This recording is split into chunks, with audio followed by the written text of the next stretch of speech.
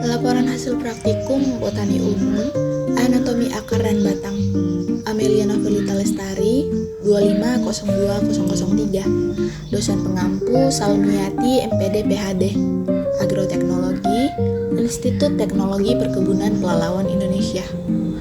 Latar belakang, anatomi batang dan akar merupakan dasar penting dalam memahami mekanisme fisiologis tumbuhan, karena kedua organ ini menjadi pusat transportasi air, unsur hara, dan hasil fotosintesis.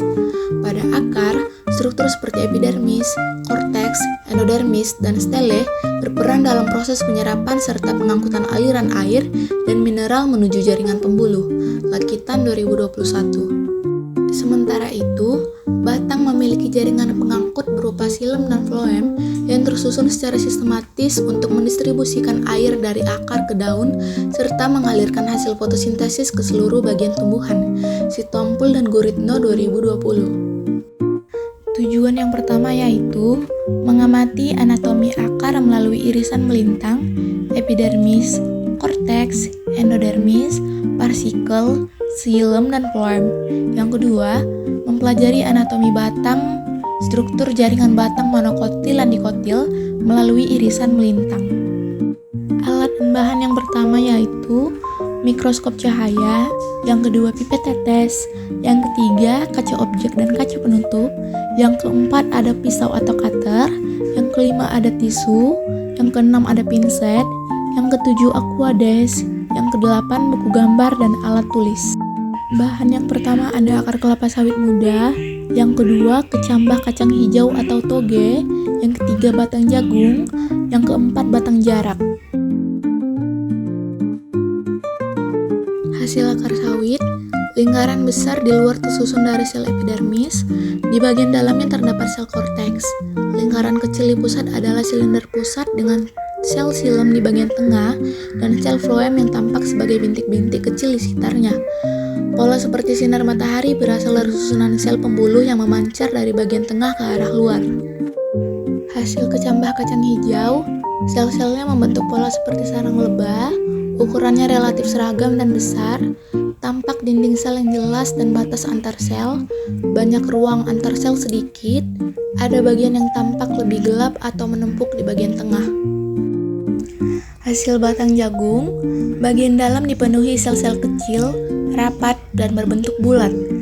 Terlihat banyak bintik-bintik gelap yang tersebar acak.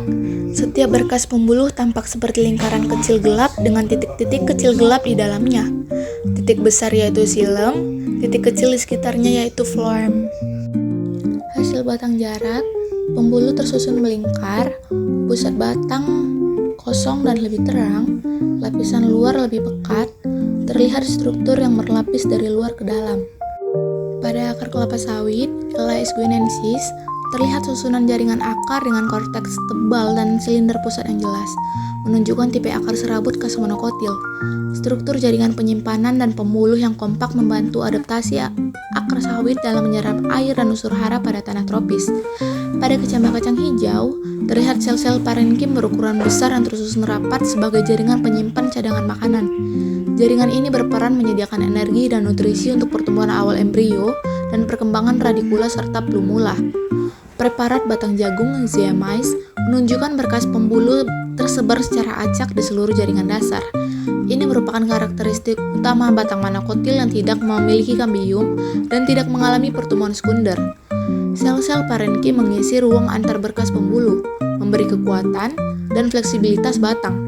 Sebaliknya, pada batang jarak, Jatropha curcas, terlihat susunan berkas pembuluh melingkar di tepi batang dengan ampulur besar di bagian tengah. Pola ini menunjukkan ciri batang dikotil yang memiliki potensi pembentukan kambium dan mendukung pertumbuhan sekunder. Kesimpulan, keempat hasil menunjukkan perbedaan struktur jaringan tanaman. Sawit dan jagung tampak ciri monokotil, sedangkan jarak menunjukkan pola dikotil. Kecambah kacang hijau terlihat memiliki jaringan penyimpan makanan besar untuk mendukung pertumbuhan awal.